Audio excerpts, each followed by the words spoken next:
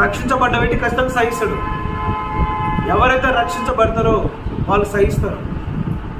ఎవరైతే ముసుగులో వస్తారో వారు వెళ్ళిపోతారు. నేను రక్షించబడ్డా అనుకుంటున్న ప్రతి వ్యక్తి గుర్తుపెట్టుకోవాల్సిన విషయం ఏంటంటే, నువ్వు అంతం వరకు సహించేటువంటి మనసు నీకు ఉండాలి. ఆ సహించే మనసు నీకు లేదు అంటే నీ రక్షణ ఒకసారి నువ్వు జ్ఞాపకం చేసుకోవాలి. అది నిజమైన రక్షణ కాదా? రక్షించబడ్డ వ్యక్తి సహిస్తాడు. నువ్వు సహించలేదు అంటే నువ్వు రక్షణ పొందుకోలేదు.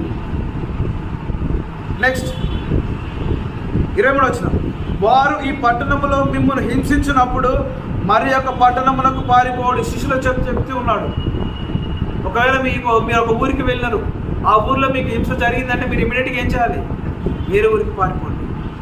పాము వల్ల వివేకం కలిగి ఉండండి. అపాయం వస్తుందని తప్పించుకోండి. అవునా కాదా? వేరే ఊరికి వెళ్ళండి. మనుష్య కుమారుడు వచ్చు వరకు మీరు ఇశ్రాయేలు పట్టణములలో సంచారము చేసి ఉంటారని నిశ్చయముగా మీతో. ఒకసారి గమనించండి, మనుష్య కుమారుడు అంటే ఎవరు?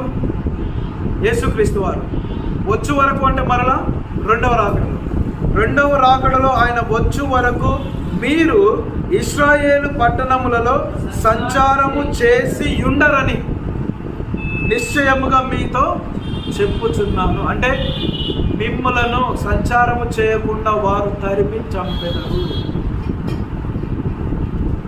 ఆ ఛాన్స్ మీకు ఇవ్వరు. అయినా అంతవరకు నువ్వు సహించాలి, లేదా నీ ప్రాణం పోయేంత వరకైనా సహించాలి.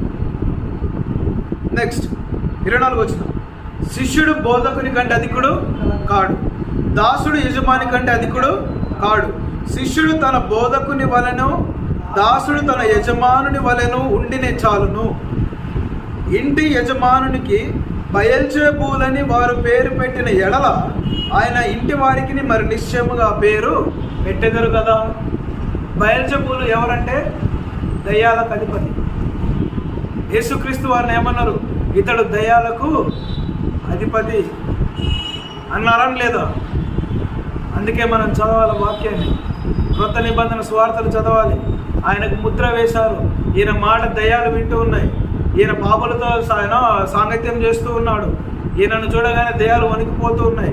ఈయన పేరు చెప్పగానే దయ్యాలు వెడలిపోతూ ఉన్నాయి.